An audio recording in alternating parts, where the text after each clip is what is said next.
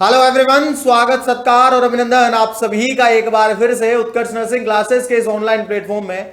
भाई अब 2025 जो साल है वो वैकेंसियों का पिटारा लेकर के आया है। ऐसी कोई सी भी जगह नहीं है, या फिर अब मैं कहूं कि ऐसे कोई सा भी संस्था नहीं है जो वैकेंसी नहीं निकाल रहा है। जिप में रो, एसजीपीजीआई हो, केजीएमयू हो, जीएमसीएच हो, सब कुछ वैकेंसी आने वाली है भाई।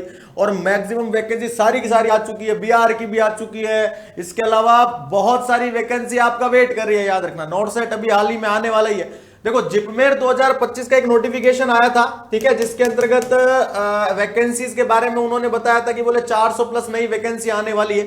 ठीक है, अब मैक्सिमम बच्चों का ये रहता है सर, एक तो सिलेबस और एग्जाम।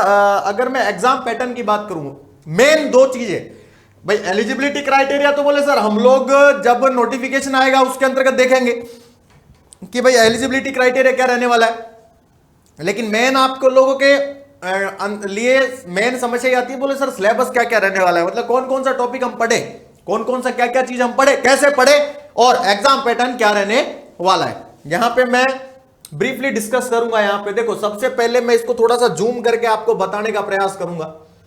जिप में सिलेबस और एग्जाम पैटर्न की अगर हम बात करें बेटा, देखो यहां पे आराम से देखना, एक एक चीज समझना, और उसके बाद आराम से एक रणनीति बनानी है, स्ट्रेटेजी बनानी है कि इस बार जीएमसीएच को क्या करना है, हाँ फोड़ना है हमें। देखो सबसे पहले एग्जाम विल कंसिस्ट 100 एमसीक्यूज या क्वेश्चंस, ईच कैरी 4 मार्किंग, यानी 100 क्वेश्चन रहने वाले हैं, और 100 एक क्वेश्चन रहेगा 4 नंबर का, यानी 400 नंबर का आपका पेपर रहेगा।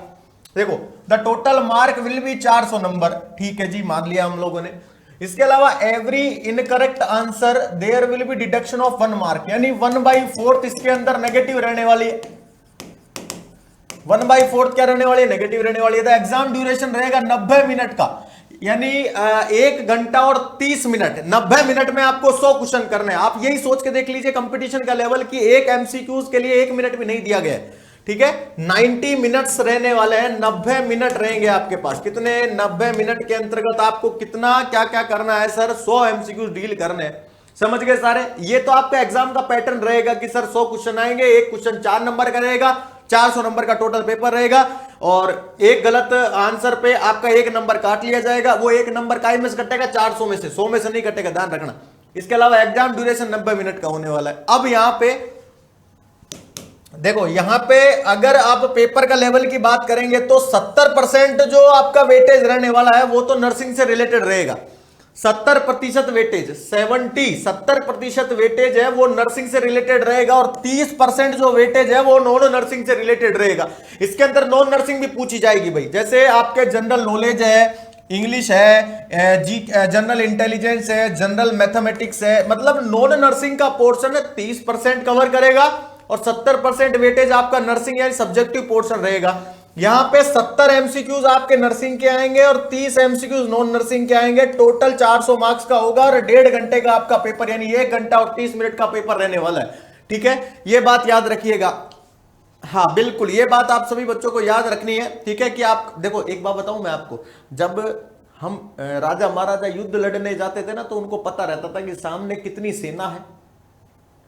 पहली चीज, सामने कितनी सेना है, उनके पास कितने हथियार है, कितने हथगोले हैं। हथगोले होते थे जो फेंकते थे, फूटते थे, वो सब मतलब रणनीति का हिस्सा एक ये भी होता है कि सामने वाला जो आपका एग्जाम है, ठीक है, वो किस पैटर्न पे और क्या करने वाला है, उसी के हिसाब से फिर खुद की रणनीति बना करके वो युद्ध लड़ने जाते थे, ठीक है। तो हमें भी अब ये हमारे लिए युद्ध ही है भाई, क्या है, युद्ध है, हमको भी युद्ध ही लड़ना है, ठीक है। हाँ, अब लेकिन हमको पढ़ाई से रिलेटेड लड़ना है, जो हमारे पास सामने पेपर आएगा उससे युद्ध लड़ना है। तो हमें पहले पता होना चाहिए कि भाई किस किस, तो 70% तो नर्सिंग और 30% नॉन नर्सिंग। याद रखना, मैं पहले कह देता हूं, 30% जो नॉन नर्सिंग होता है ये कम नहीं है, 70% जो नर्सिंग का पोर्शन है ये तो सभी सही करके आएंगे, लेकिन 30% नॉन नर्सिंग का पोर्शन है ना, ये मेन होता है आपके लिए। क्या होता है, ये मेन होता है। क्लियर है, ये याद रखिएगा। यहां पे अगब देखो, अब यहां पे मैं सिलेबस की बात करूंगा। देखो, अब यहां पे हम सिलेबस की बात करते हैं, इसको थोड़ा सा रब कर देते हैं, ठीक है। आपको सिलेबस की बात करता हूं मैं यहां पे।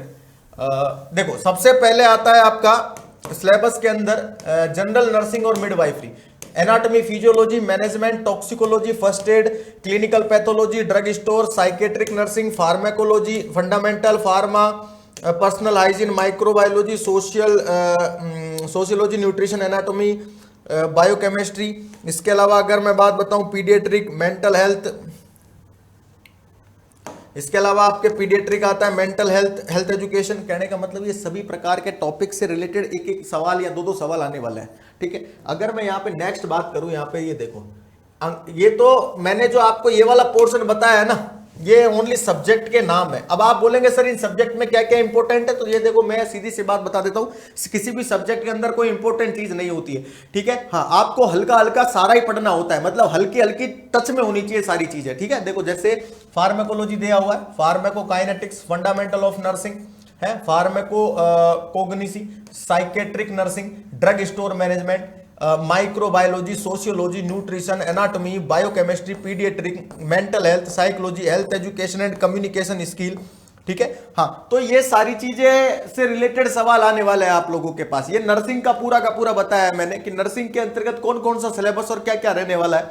यहाँ पे अगर मैं बात करूं आपसे, आप लोगों को दिख रहा होगा यहाँ पे जनरल इंग्लिश का सिलेबस है, हाँ दिख रहा होगा, देखो जनरल जो इंग्लिश है इसका सिलेबस दिख रहा होगा कि इंग्लिश का सिलेबस जैसे सिनोनिम्स आ गए, होमोनिम्स आ गए, डायरेक्ट और इनडायरेक्ट स्पीच है, सेंटेंस कंप्लीशन है, सेंटेंस इंप्रूवमेंट है, आइटम्स और फ्रेजेस है, सेलिंग टेस्ट है, spotting error, theme detection, active और पैसिव वॉइस है, vocabulary test, transformation, reading comprehensive. ये तो आते हैं आपके, मान लीजिए किसके अंतर्गत, जनरल इंग्लिश के अंतर्गत, ठीक है। किसके अंतर्गत आता है, जनरल इंग्लिश के अंतर्गत आता है। उसके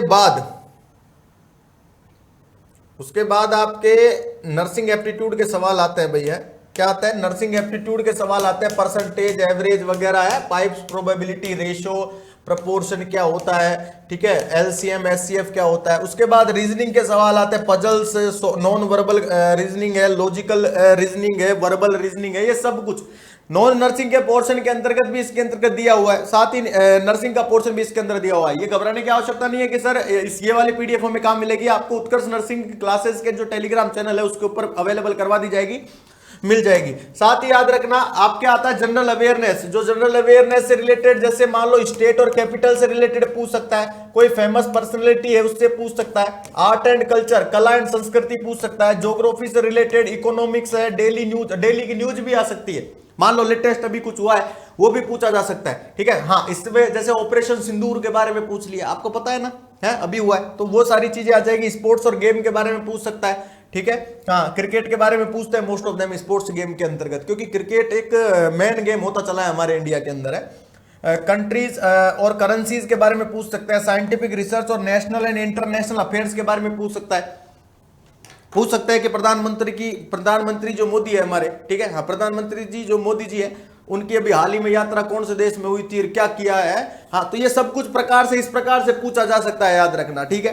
हाँ, तो एग्जाम पैटर्न और मैंने एग्जाम पैटर्न और सिलेबस की तो बात कर लिया। बात करते हैं सर एलिजिबिलिटी क्या रहने वाली है। देखो मैं आपको बात बताऊं, एलिजिबिलिटी के अंदर जीएनएम वाले बच्चे भी फॉर्म फिल कर सकते हैं, ऐसा नहीं है कि जीएनएम वाले फॉर्म फिल नहीं कर सकते हैं, जीएनएम वाले भी भर सकते हैं, साथ ही बीएससी नर्सिंग वाले भी। अब इसका एलिजिबिलिटी क्राइटेरिया का तो जो ऑफिशियल नोटिफिकेशन आएगा तभी हमें पता लगेगा, लेकिन मैंडेटरी यही है कि जीएनएम वालों से एक्सपीरियंस मांगा जाता है और बीएससी नर्सिंग वालों से एक्सपीरियंस नहीं मांगा जाता, ठीक है। कई सारे बच्चे हैं जिनका एक क्वेरी जाती है सर एएनएम वाले भर सकते हैं कि नहीं भर सकते सर, मतलब एएनएम वाले सीधी सी आती है, और बहुत सारे बच्चे पूछते हैं सर जीएनएम वाले भर सकते हैं। देखो अभी तक तो पॉसिबिलिटी यही है कि जीएनएम वाले एक्सपीरियंस सर्टिफिकेट के साथ फॉर्म फिल कर सकते हैं, साथ ही बीएससी नर्सिंग के अंतर्गत कोई इसके अंतर्गत अभी तक एक्सपीरियंस नहीं मांगा जाता, लेकिन फिर भी ऑफिशियली नोटिफिकेशन आएगा तब हम बताएंगे आपको, ठीक है, ये याद रखना। इसी के साथ आप सभी बच्चों को पता है कि अभी रिसेंटली बिहार स्टाफ नर्स और सीएचओ, एसडीपीजी और केजीएमयू की शानदार वैकेंसी है। आप सभी बच्चों की तैयारी को मैं बूस्ट करने के लिए डेली 2 घंटे नॉन स्टॉप क्लासेस लेता हूं भाई,